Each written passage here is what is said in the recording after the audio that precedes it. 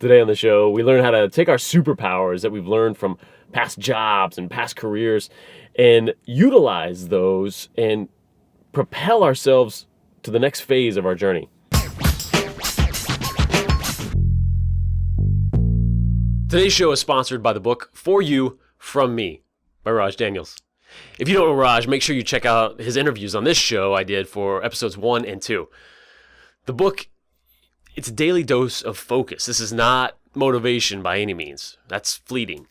Raj's book is a perfect blend of the practical and the inspiring.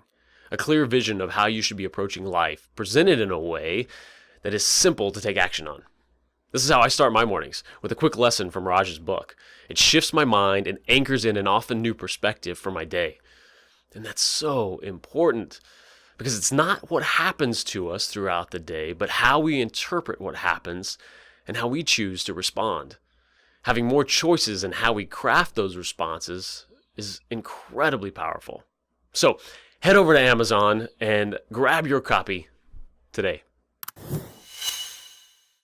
Real quick, before we get started, if you're here watching or listening, you've got some tie to this beautiful world of business of ours. Maybe you're an entrepreneur, consultant, or a sales or marketing pro looking to network and get in front of more prospects. Maybe you're building your personal brand from inside the corporation you work for. Or maybe you have a cause that you're passionate about and want to spread the word. Video can help with all of these. We hear that a lot, but it's a big leap from knowing you should be doing it and understanding how. From knowing what to say to making sure you remain credible in the process. Let me help you with this. I've been creating great content for people just like you for 26 years now. I'll help you figure out the type of videos you need and what to say in order to get your message across, and what you can do yourself and what you need help with. But getting your videos created is only half of it. How do you get them seen? I can help you optimize your videos to get found in search and develop a detailed strategy to get your videos in front of your target audience, helping sell to the prospect before they ever meet you. Head over to croft.media. From there, you can reach out to me for a free strategy session. I look forward to connecting with you. How's it going, everybody? Jason Croft here, the Credibility Craftsman. And today on the show, we've got Tracy Timm. And she has developed this company and brand and curriculum that is just phenomenal.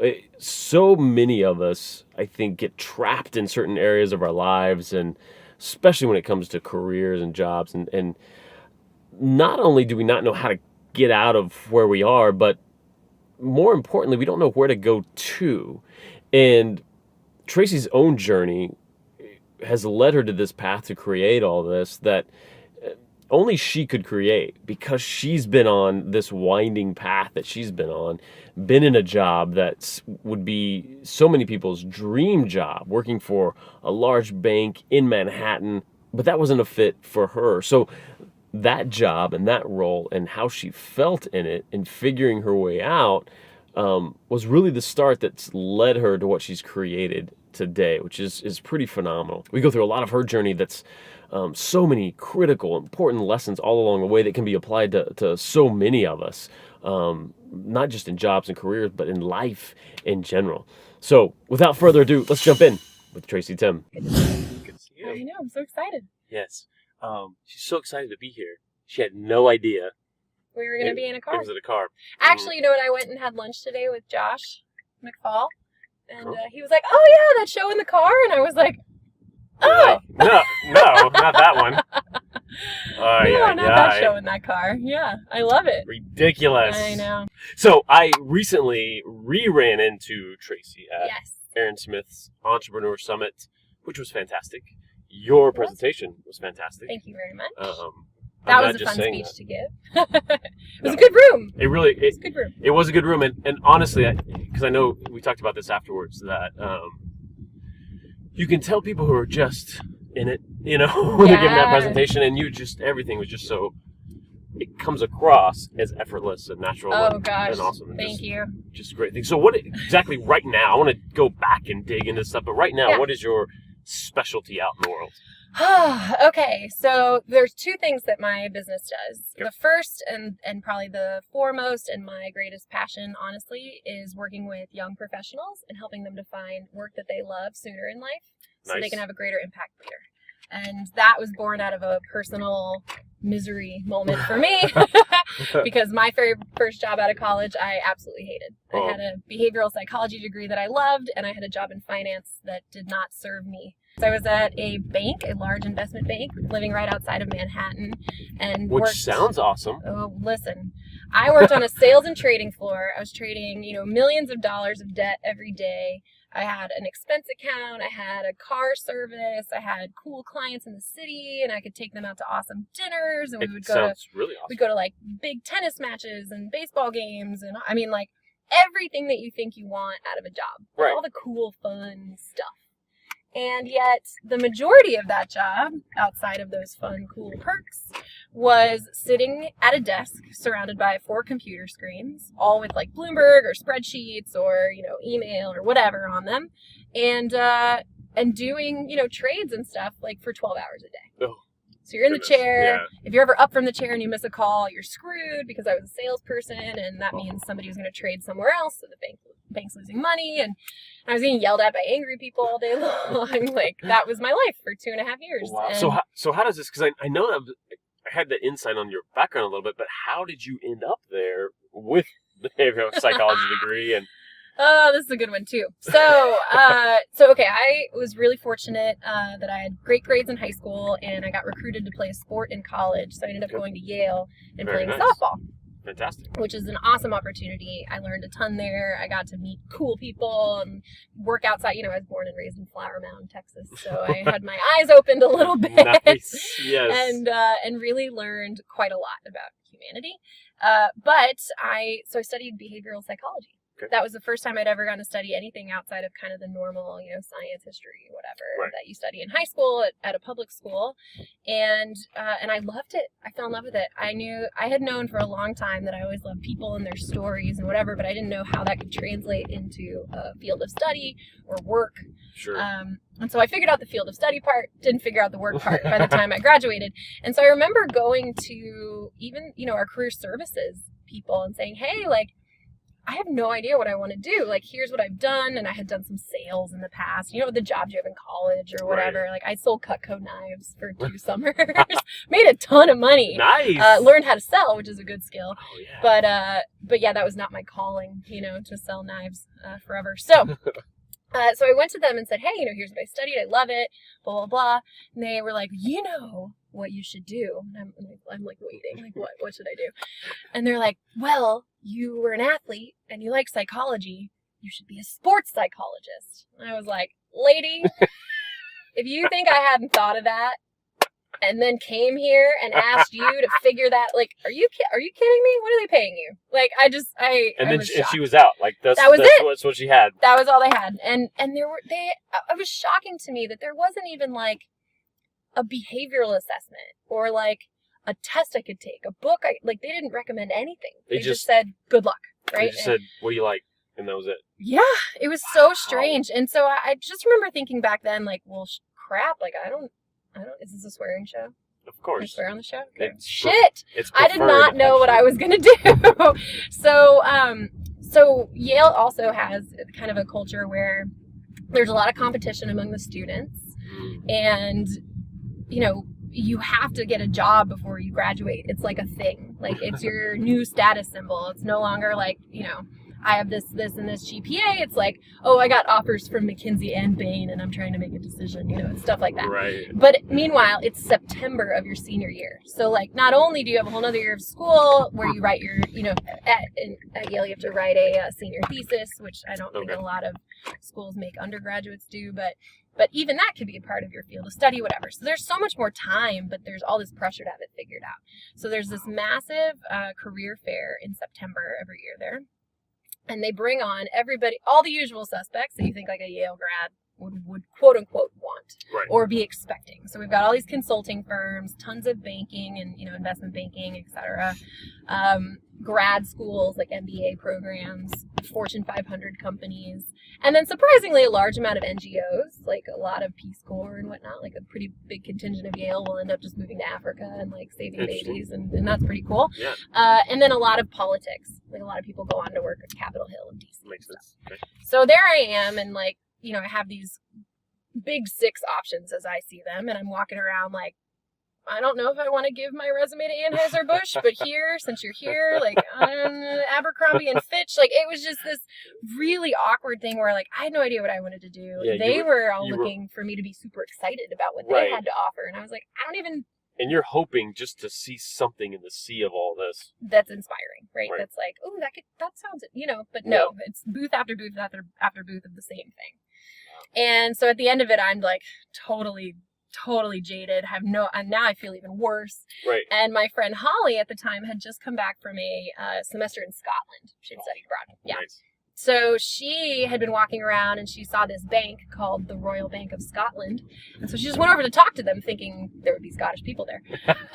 Like if you're watching this, Holly, I'm sorry. I know, like, but she's the reason that I applied for this job, because she's talking to this girl, and the woman ended up explaining that it was actually an investment bank and da-da-da-da-da. And she said, but they were hiring for salespeople. So ding, like Holly's brain goes off and said, Tracy sold Cutco knives. I bet you she could sell whatever they're talking about. So she ran over to me and she's like, come talk to this company with me.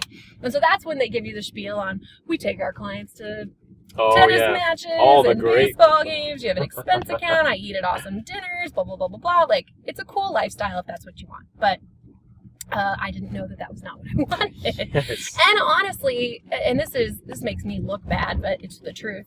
I didn't realize what they did. Like, I was applying for a job where I had no idea what sales and trading was. So you didn't do your research before. It's a bad habit of mine to not do research, because I know how the Royal Bank of Scotland feels now. Oh, and I know, right? As does everybody I ever work with. They're like, did you think about? No, sorry. I thought it could work. But no, that's great, and that's the thing too. Like, and probably if that was the only part of the job that you were doing, you'd probably get down with that for a little while longer. But the 12 hours a day sitting at the computer screen. Yeah, come to find out what this job was really about. And honestly, you know, I didn't even get a first round interview. This is like how badly I was set up for this job. Didn't get a first round interview. Was kind of devastated at that point, because then even Teach for America had told me no. Like no, like I couldn't even do good in the world. Like I could, like, it was just my senior year. I was totally depressed. I'm a horrible person for laughing, but I seriously, I'm like, hey, I'm a smart Yale graduate almost, and I can't like teach somebody something. Oh, no, it was really depressing. The kids are bad enough off. Yes, they without don't need you. Yes. So bad. So literally the night before the first round interviews for RBS, they called me up. It's like at 5 or 6 o'clock, and the interviews are all the day next day, and I didn't get one. And they're like, "Are you free at exactly 11:35 a.m. tomorrow?" And I'm like, "For what?" They're like, "An interview." I'm like, "What happened?" Somebody got the swine flu. And so I got it. Yes. So I got an interview spot, and so honestly, now I'm like, well, crap, I need to figure out what this job is. Right. So I go online, I kind of do some research, and none of it makes sense. But I'm like, I need to know some finance things for this interview, right? I spent the whole night like watching MSNBC, listening to like everything from Bloomberg. Like I learned what the Dow was. Ooh, you guys, like, it's embarrassing how little I knew about finance back then. But anyway, go ahead. But worked hard to like excel at this interview, right? Right. And that's the thing too. I'm not even kidding. Like, it's an amazing skill set to be able to prep that quickly and go in and impress somebody enough. That is an amazing skill. Thank you. Yeah, it was quite an adventure, and I anyway got prepared for the interview for the next day and went in and was just like, you know what, I'm just gonna be myself, and if they like me, great. You know, but I can't pretend like I'm one of these kids who is an econ and a math major and what, like, they're gonna see that, so right. I'm just gonna be myself. And I was, and I won these guys over like that. Like, just, I still remember them to this day. Mike Cannon and Dave Chappie, they were like total bros, hilarious. And, you know, if you think about it, a trading floor is like a massive fraternity. Like you're sitting for 12 hours a day around people, and if you don't like them, they're gonna baptize you by fire. Right. So if you don't like them, it's not worth it, right? Like it's just not. And so they were looking at me going, is this the kind of person that someone on the trading floor is going to want to sit next to for 12 hours a day? Not does this girl know the ins and outs of, green shoe theory and right. all this other whatever. Because also at the end of the day, too, it is a sales job. Exactly. All this trading. Yeah. Exactly. So before the interview was even over, they're like, you're going to make it to the second round. Come to find out, 2 years later, I got both of them drunk at a holiday party, and they were like, you were our favorite interview of the day. And I'm like, me? And they're like, yeah, you were a real human. Everybody else that we interviewed was like trying to tell us what they thought we wanted to hear or how impressive they were at math or whatever. And you were like yourself. That's an amazing lesson, honestly, to take out of that. Learn a lot. Yeah. Although I wish I could say it got me into the right job. It got me into the wrong job. But it was a job. Right. So I graduated college with a job and I got a signing bonus, got an amazing, salary and a nice bonus check. And so my first year out of college, I made 6 figures. That's beautiful. It is. Once you don't have to sell your soul for it. Yes. So fast forward through 2 years of misery. Yes. Which did not feel like fast forwarding at all. Right. and you're in. I mean that's a big leap. Even in the misery, even in I don't belong. And there's 2 things, right? There's one, I have to get out of this. Yeah. What am I going to do? But then also... Those are 2 things, 2 separate things too. Yeah. I have to leave. What am I going to do? But yeah, and that's it. But then also, there's still the same questions that you had way back when you were still in college. Like, what do I want to do with this thing? Exactly. Big picture-wise. And now I'm 2-3 years down this other road that I don't want to go down, so I've got to go back, right? And figure out what it is. And so the fear of even just starting over, right? And that's something that I work with clients on now is this idea that, you haven't wasted time. Nothing is wasted if you can really look at your experiences and learn something from them, right? Then you haven't wasted that time. But it's it's a tempting feeling to just say, oh, well, I wasted those 2.5 years because I don't want to do this job. Oh, yeah. So, yeah, it was a big step to even be okay with leaving, So what is that? When does that finally hit? What's the point that you're just like, I've got to go, I've got to do something else? You want to hear this story? It's a good story. Yeah. So, okay, so the bank went through a lot when I was there. I started at the end, like the middle to end of 2010, in August-ish, and then I ended up leaving December of 2012. So I was there for 2.5 years. Okay. And while I was there, so, we'd just gone through the Great Recession, right? Mm-hmm. And then in 2011, that was the year that the United States got downgraded by S&P as a credit, right, from AAA to like AA plus or whatever it was. And so now you had this phenomenon where companies within the United States, headquartered in the United States, had better credit ratings than the United States, and the markets didn't know what to do with it. And that was that was like June, July, if I can remember correctly, of 2011. And so for 5 days in a row, the Dow dropped 500 points every day. For 5 days in a row. And I didn't work in the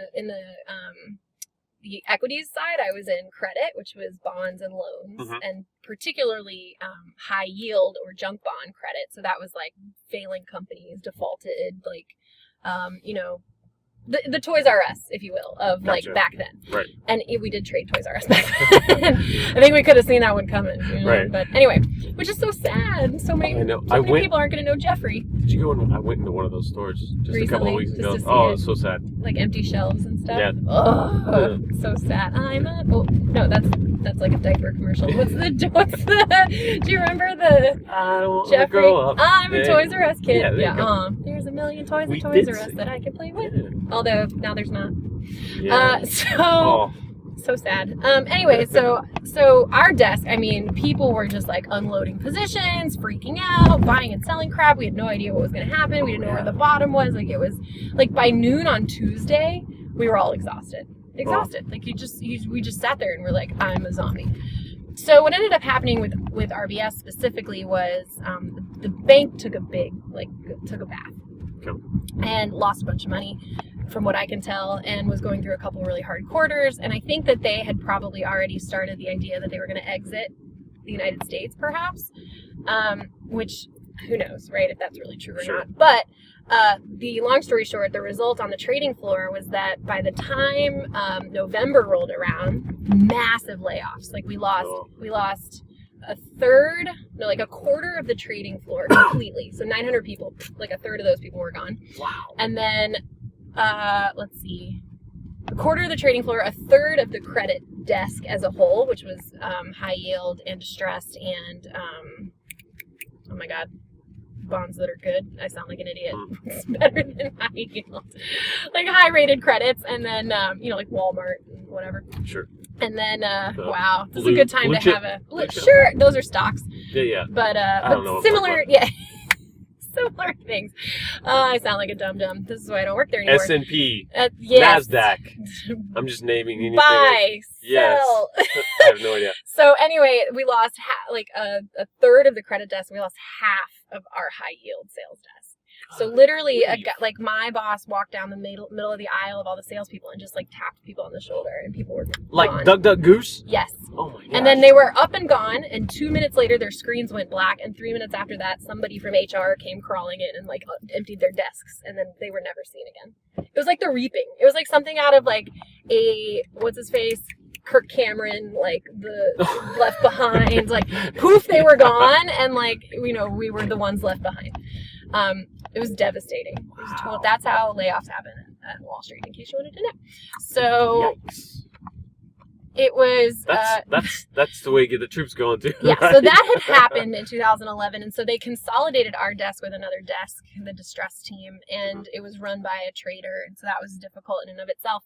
But the writing was kind of on the wall, if I was being honest. Like, there was a mismatch. They could tell I didn't really want to be there. I knew I didn't really want to be there. Sure. And I had a really good friend, Matt, who I was talking to at the time, who worked for Morgan Stanley, and he was working in investment banking. He's like, listen, if you don't make this choice for yourself, it's going to be made for you. And that might not be the route you want to go. And that's true. I think to this day, I believe that like companies can tell when you're not engaged, when you're not excited, and especially in today's market, like you're going to get replaced or let go, right? Because people can't handle the toxicity that creates, and the negative impact on culture. Although I know that nobody on Wall Street was worried about culture, but you get what I mean, right? So he was like, you need to see this for what it is, and maybe make your own decision. Now, I wasn't ready to do that. I was miserable and trying to come around to that idea of leaving, and because I didn't, again, know what I wanted to do next. Right. But, so you didn't want to leave with just no jump plan, off a cliff. With no plan. Right. Yeah. And then I had my mom in my ear going, you can't leave a job. We got another job, which is a great idea and works for some people. It did not end up working out for me. So what ended up happening was that same weekend I talked to my friend Matt. I was at a wedding with some friends in South Bend at Notre Dame. And I went to the reception afterwards, and I was so upset and miserable about this whole job thing that I was outside on the curb crying. And if you know me, and my high school friends knew me, I love nothing more than weddings. I love weddings. It's an open bar. 2 people are in love. Everybody's dancing. Like, what's not to love, right? Like, great food. Right. Awesome dessert. I love weddings. Weddings are my jam. If you're out there listening and you want to invite me to your wedding, just call me. I'm a really good date. So, anyway, I go to this wedding. I'm miserable. Another friend of mine comes outside, also named Matt, coincidentally, and says, like, this is so not you. Like, something is wrong. Like, because your high school friends know you. You know? They know when you're not being yourself. And so, yeah, I literally flew home the next day, wrote out my angry I'm quitting speech on my iPad, and then I went in the next day to work and gave it. Wow. I had sat down the head of our desk and my sales partner and said, I'm just not, it's not happening. I'm so miserable, and here is why, and I gotta go. I was walking to the bathroom one day, actually, and I just got off the phone with my mom. This literally happened. And I was like, Mom, I just don't know what to do. I think I'm just going to put everything in storage, and I'm going to go on a trip around the world. And I had been Googling like STA, student travel, trips around the world. And for people 26 and under, they'll give you these amazing discounted rates for tickets. Oh, wow. Word to the wise, if you're under 26. And so I'm looking at that, and, I hang up the phone, and she's like, take a breath. Like, don't, you're going to be fine. So I walk down the aisle, And I overhear Martin as I'm walking say, yeah, my son just got back from this trip around the world on semester at sea. And I'm like, what? Trip around the world? Like, I was just talking about that. And so he goes on to tell me about what semester at sea is. And it's this undergraduate study abroad program where kids will live on a ship for a semester instead of living in one particular place. And, really just get to experience a whole bunch of different countries and take classes on the boat and whatever else. And I'm like, in my head, I'm like, well, he's in college, like that doesn't help me. Right. But then I go look at it, and the website says they take graduate students or post-grads, I think they call them. And the very next semester, spring 2013, was called Trip Around the World. And I was like, all right, I can take a hint. Yes. Forget you teach for America. Yeah, right. I found somebody who wants me. Well, I had to convince them to want me because the post-grad program was not very well trafficked. Oh, really? But they will take your money. So, if you add to the quote-unquote campus culture on the boat and you can pay, then, then you can go.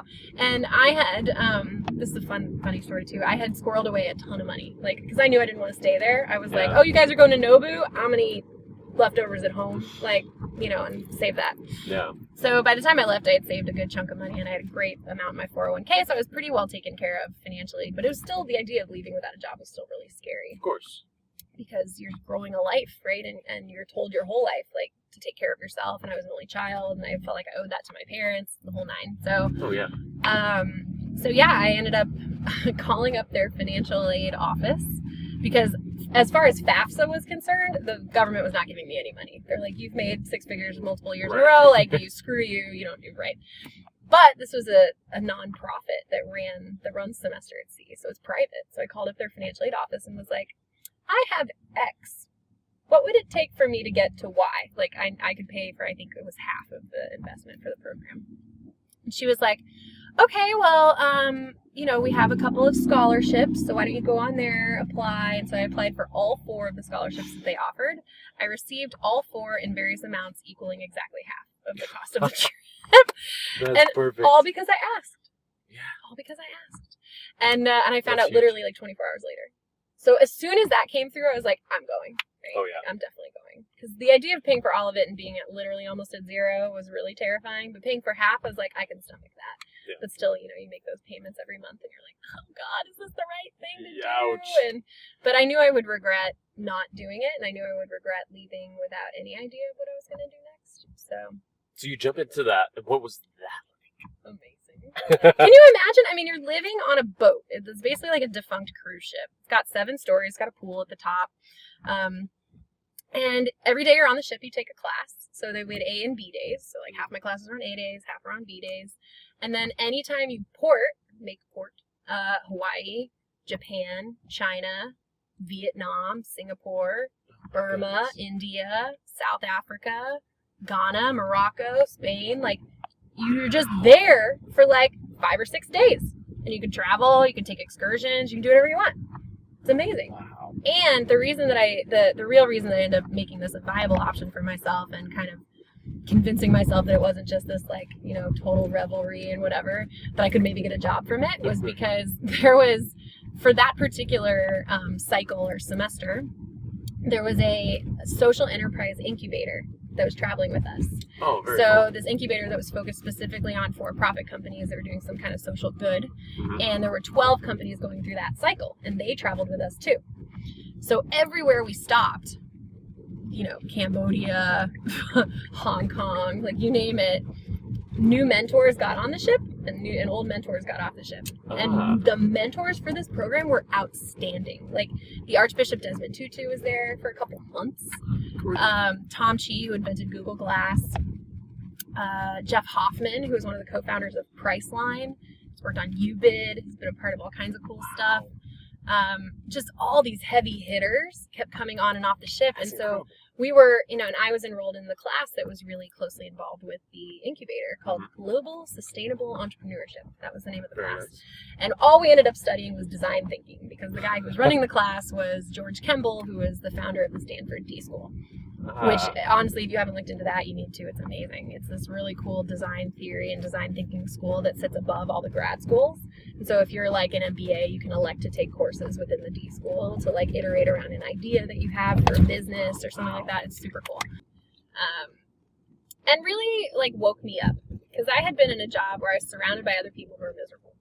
Like, and everybody who was there. So it wasn't just you. No, in this environment. Yeah, everybody was miserable to the point where I was like, why are we all doing this? Like, you're miserable, I'm miserable. Like, and you saw that you're working towards these positions where these people are still unhappy, and you're like, well, if that's the goal, and it's not any better than here, like, you know, what am I doing? So it really put me around people who were full of possibility again, and that's like the best way I can describe it. They were open, they were seeking, they were happy, doing something meaningful in the world, or looking for it, right? They were open to the idea that was possible and that you could make great money and build businesses around doing something good for people. And so what was the spark in all of that? What did you see, and how did that start to manifest into oh, I could do that? Like, was there a spark of that then, or was it still just the possibility of it? So it was percolating, for sure. I think the greatest thing that trip gave me was mentorship. Insofar as I finally met people who could mirror back to me what I was good at, and who could show me that I hadn't wasted all that time, that I could pull something out of the RBS experience and use it going forward, even if I never wanted to do finance again. You know, I had really great people, people that I engaged with that honestly informed a lot some of the coaching that I do now with young professionals, to help them realize, like, hey, I see you've been a consultant for 3 to 5 years, and you think that now because you don't want to ever be a consultant again, you've wasted all that time. Well, here's all the things you can pull out of it that actually any other company would find really valuable. But it's just, that list of who you've worked with, leverage all of that. Hard to think about that though, when you're in it, when it's your life, when it's your job, your career. So that's what I got the most out of that. But because I was around the incubator, all the seeds were planted of like starting a business is possible, and you can do something big, and it could be really impactful. And so that kind of got started as well. But honestly, I put so much pressure on that trip to find my next job that I wish, if I could go back and do anything differently, I don't have any regrets, but I wish I hadn't put so much pressure on it, and I just enjoyed the experience more. Yeah. Instead of like, okay, this is the answer, I've got to find it. Exactly. It's like, well, I'm spending all this money, I have to figure out my next job from this, otherwise it was a waste. And that's just not true. Like, there's no way that seeing 30 countries in 6 months, like, and meeting all those cool people, there's no way that's ever going to be a waste. Right. Anyway, so I actually ended up becoming good friends with Jeff Hoffman, because he's also a Yale grad. So we bonded over that, and he offered me a job before I got off the boat. And so I was just like, happy days, like this whole experiment worked out, And then fast forward 2-3 months later, and I find out that job doesn't exist. Yeah, I know. Talk about like pulling like the carpet out from under you. Is that what they say? Like, how does that happen? So it was with a startup that he had co-founded with another guy. And if you know anything about the startup world, you can't tell somebody there's going to be a job 5 days from now, let alone 2-3 months from now. And so either they hadn't grown to the capacity that they had expected, or I think they'd had some like, contraction, condensing. They'd shrunken a little bit to the point where there wasn't a job to be had. And I was devastated. As you can imagine, right? Like, here you are. I'm like, you pinned everything on. Yes, exactly. And I had spent, I'm like, well, now that I have a job, I'm going to backpack around Europe. Now that I have a job, I'm going to go live in Southern California for a little bit with my aunt and uncle. Like, I was just waiting to be called up to the big leagues, as it were, in Chicago, and it never happened. Yeah. Oh my goodness. I know. Talk about a bummer. Yeah. So what's that period of time then? So you get slapped in the face with that. Yeah. And in this stage, though, you're still job. Yeah, I was. And the idea of doing anything outside the box was still like too scary. Which, looking back on it, it's funny. Hindsight being what it is. It shouldn't have been that scary. I did the hardest thing I thought I could ever do, which was quit a really fancy, high-powered job. Right. So yeah, what ended up happening was we had to go all the way back a year, actually, to get to this story. So while I was still at the bank, I had read a book by this woman named Nina Godiwala. And I've since profiled her on my podcast, too. She's pretty awesome. She had written this whole book called Suits, A Woman on Wall Street. It was all about her time in the early 90s working like for JP Morgan and Morgan Stanley as a woman and a Pakistani immigrant from Houston, of all places. So, like, she was the trifecta of diversity. Right. You couldn't write it better. And it was really a part of investment banking that was pretty toxic back then. Yeah. So she wrote this kind of like tell-all memoir-ish thing, and then wrote about how she got out of it, and then how she was helping other companies solve those same types of cultural problems: lack of leadership, diversity, emotional intelligence, all that kind of stuff. So I read that book and was like, oh my God, this is me. Like, I'm living parallel lives with this woman. Just, like 20 years later. And so I found her email address online and just reached out to her. And it's like, I'd love to talk to you more because I feel like, I really need your help, or whatever I said. Yeah. Sent it, forgot about it. Quit my job, find semester at sea, go on semester at sea, come back, think I have this job gets ripped out from underneath me. 2 days later, she emailed me back. Yep. I was living in Southern California with my aunt and uncle at the time. I was devastated about this job. I had a friend have to like talk me off the ledge. Like it was bad.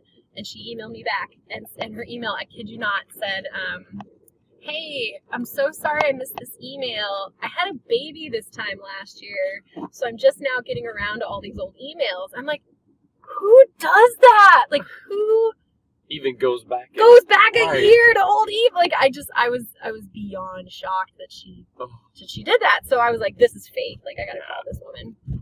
So I did. We talked for literally an hour and a half, and I told her she had to hire me. She was like, so what are you doing now? I'm like, working for you. Big smile, like pause, wink. Yeah. hold the pause, make the silence awkward, make her say yes, the whole sales thing.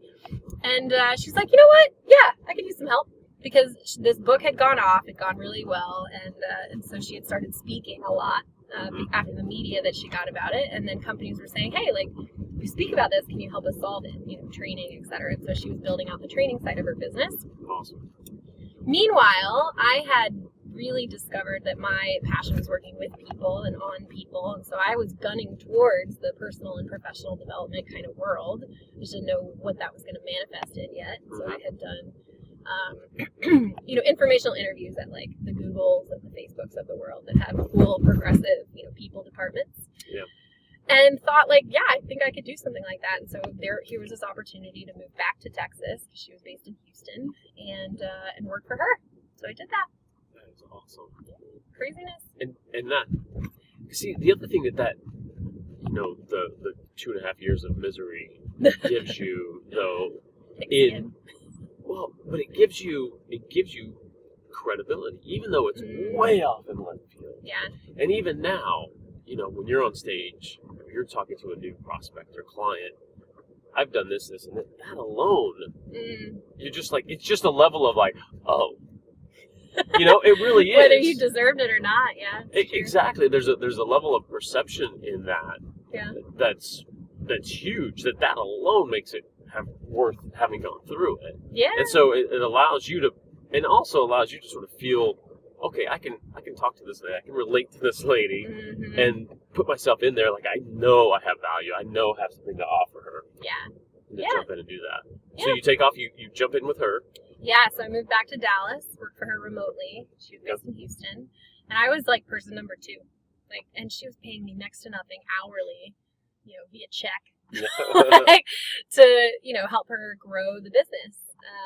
And that was quite a learning experience, because again, I've learned a lot through my life, and I found too that there's this great book that's probably my favorite book I've ever read. It's so cheesy. It's If Life is a Game, These Are the Rules. It's a coffee table book. Dr. Cherie Carter Scott. And one of the rules is you will be presented with lessons, but the very next rule is you will be presented with the same lesson until you learn it. And I am like a living, breathing example of that.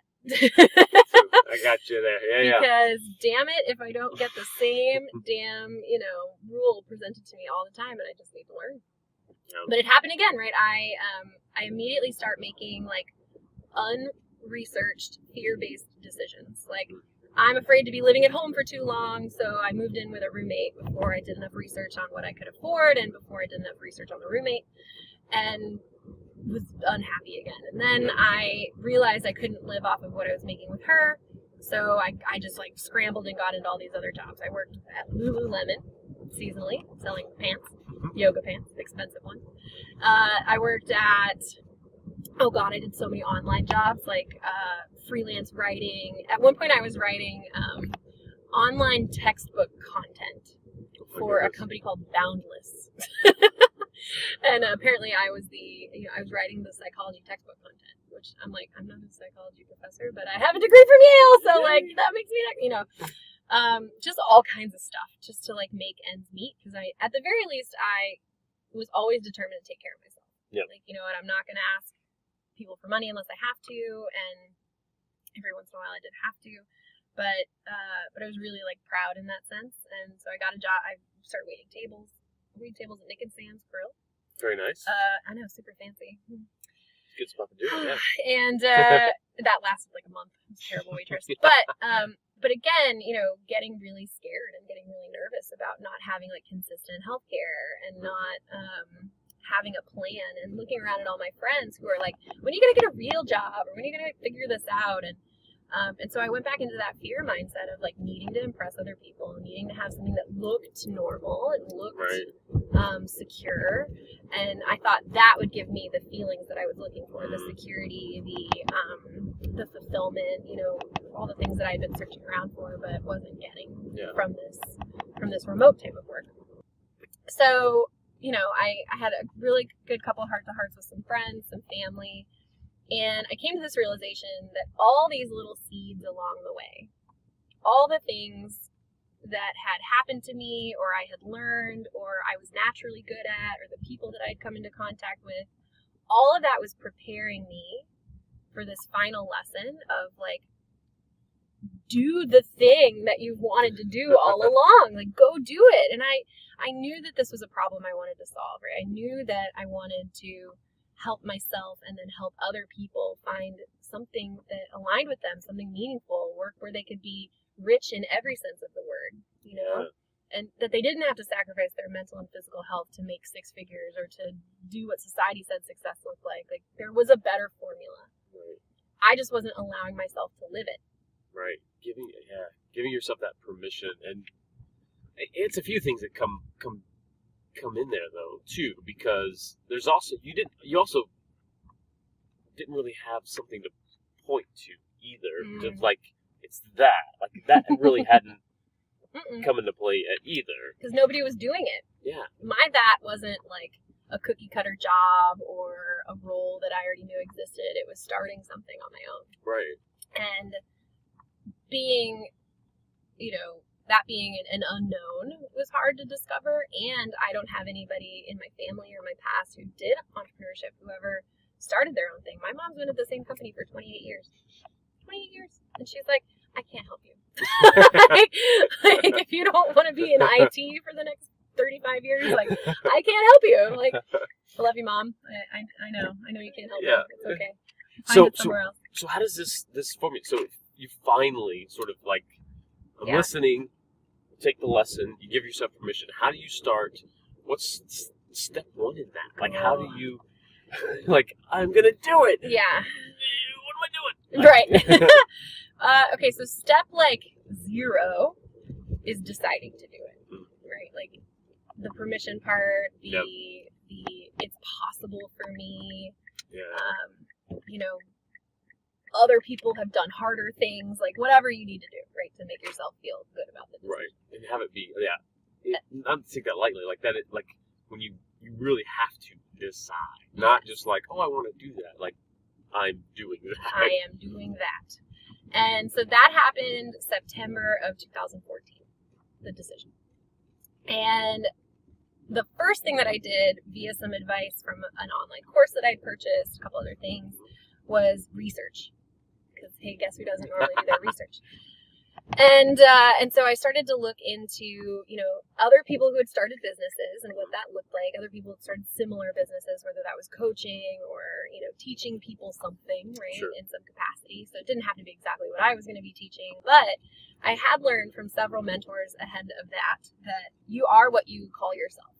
Oh, yeah. Like, you are what you present yourself to the marketplace as, and the confidence that you have behind it, engenders more confidence. And it's not fake. Like, it's not ingenuous. Or disingenuous. It's reality. Like, if you are an aspiring photographer, don't say, I want to be a photographer. You say, I am a photographer. Right. And the more you say that, the more you do the things that confirm what you're saying, and you are a photographer.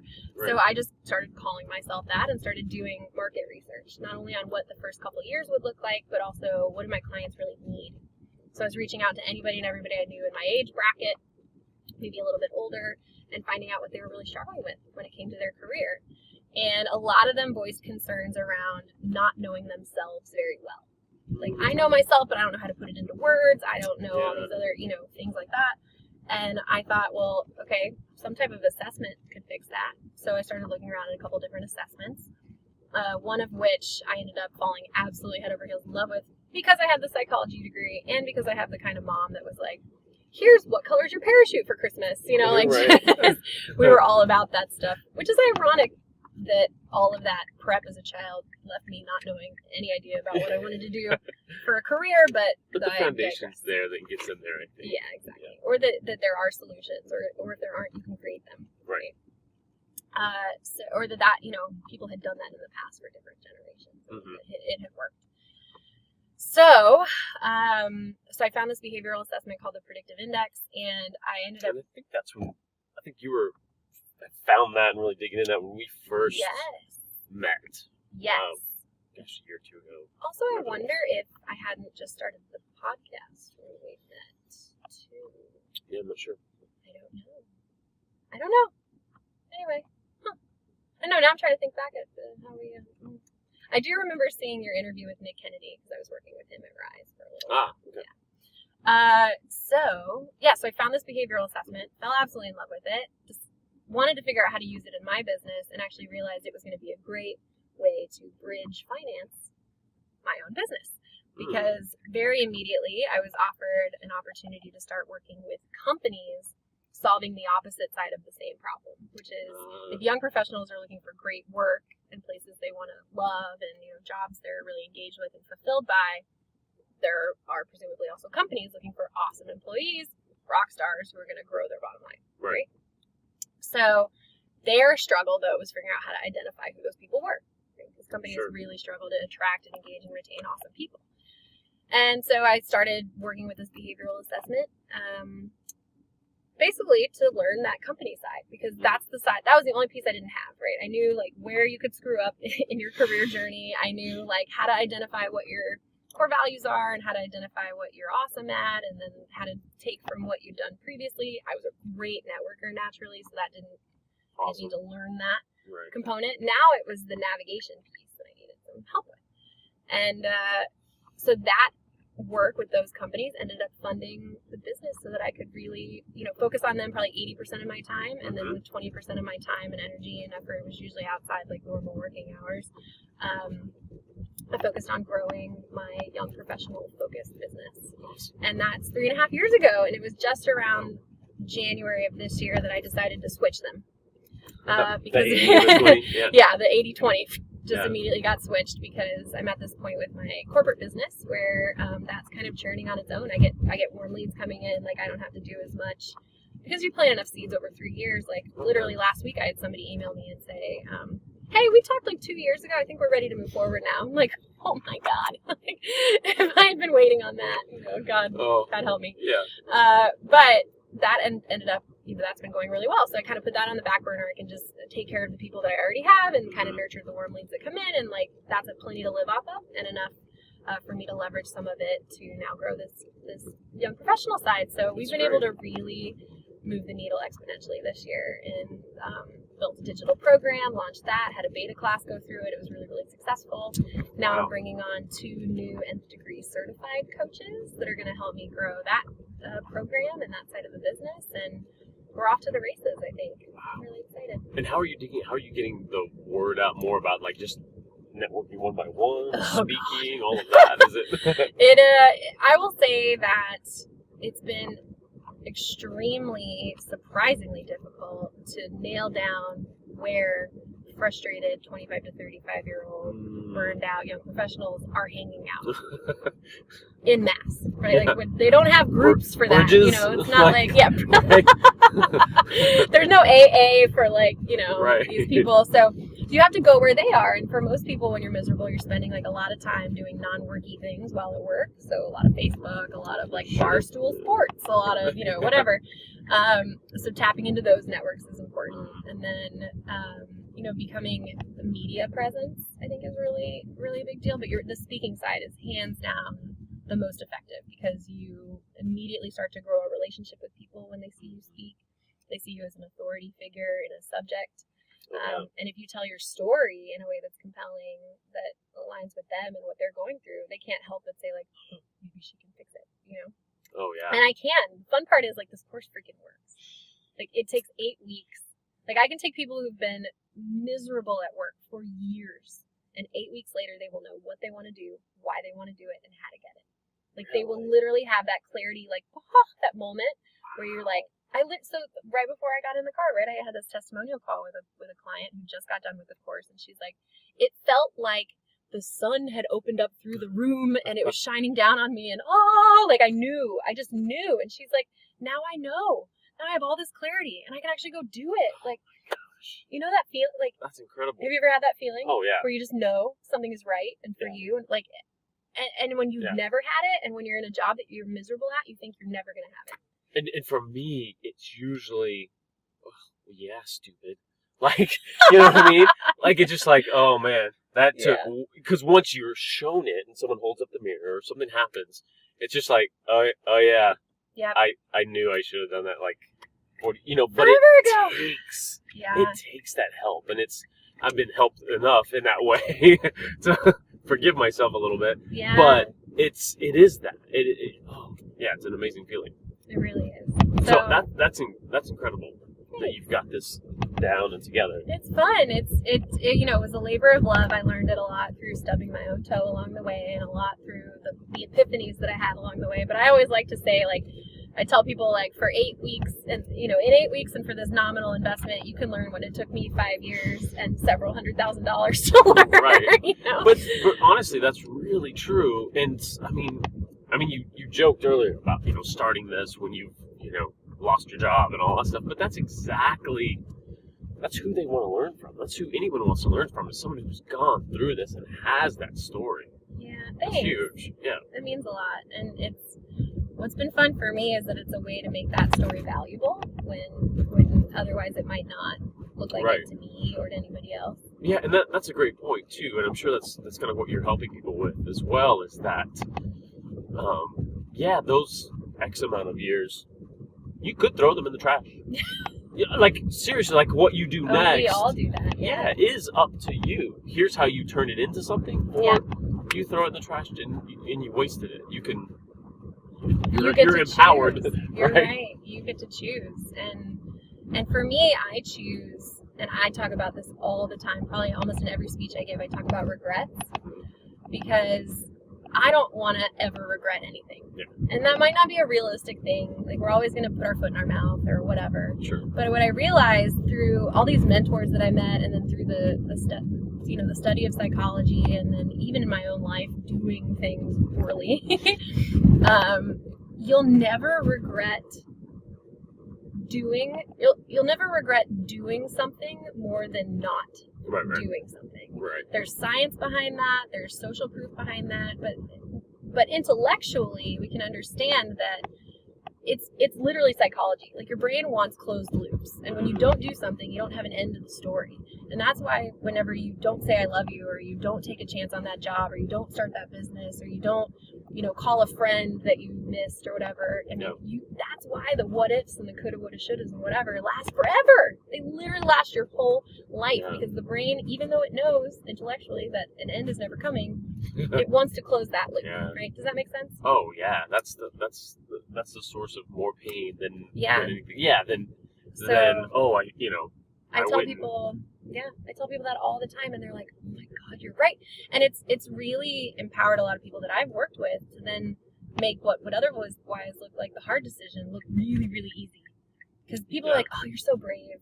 Like, they tell me, I hear that all the time. You're so brave, like, to take this chance. And I'm like, it was scarier not to try. Like, it was scarier to imagine living the rest of my life making those same mistakes and getting into crappy jobs and being too afraid to leave that I get fired. Like, that was scarier than I'm just going to see if it works. Yeah. And if it doesn't work, like, it's never as bad as you think it's going to be. Like, you can go back to misery. You can always go back. You can always go back to the job you had before. Almost always. Or doing something similar. Well, this is awesome. I appreciate you being on. Yay! Thanks so much for having me. Make sure so fun. Reach out to Tracy. Please, I'd love to hear from you. Again, it's Tracy at tracytimm.com. And if you want to get signed up for our email list, all you have to do, this is very simple for you on your phone, because I know you're on your phone, always on your phone, is text the number 44222 with my name as all one word, Tracy Timm, TracyTimm, 44222. And you'll get signed up for our email list, and you can get all these goodies that we talked about today and hop on a clarity call with me. Perfect. Yeah. Thanks so much. You're welcome. If you're in the Dallas area, let's connect in person. I'm at the Coffee House Cafe on Preston, Frankfurt every Tuesday morning at 8 a.m., hosting an awesome meetup where we talk business, startups, and tech. It's an amazing room of people to network with, and most weeks what we do is we dig in and mastermind for the folks in the room and connect everyone to the resources they need to grow. I'll see you there. Thanks so much for Tracy for sharing so much of her story with us, and just a phenomenal journey to kind of that whole winding path to get to where she is. I love stories like that, and then especially leading to what she's created today, which I think is really amazing. So make sure you reach out Tracy at tracytimm.com and make connection, and especially if you or somebody you know is in that position that you're just not quite fitting in right now, and there's something else for you out there. Have that conversation with her. I think you'll be glad that you did. If you like episodes like this, make sure you subscribe here on YouTube. And if you're listening to the podcast, leave us a review on iTunes, if you will. Helps us get found in that whole wonderful ecosystem. And we'll see you on the next one. It's Saturday night. It was Saturday night and I'm feeling kinda silly. Winter coat on cause the air was chilly, but I'ma make my way out to the record spot. Gotta find some new breaks for the beats to rock. I gotta come with the flavor like some lifesavers. On now and later's Dr. Beatmaker. If I'm a player, it's like your tape deck. And if you miss the gig, then take a rain check. Stacks of wax piled high to the ceiling, need a U-Haul truck if I would think of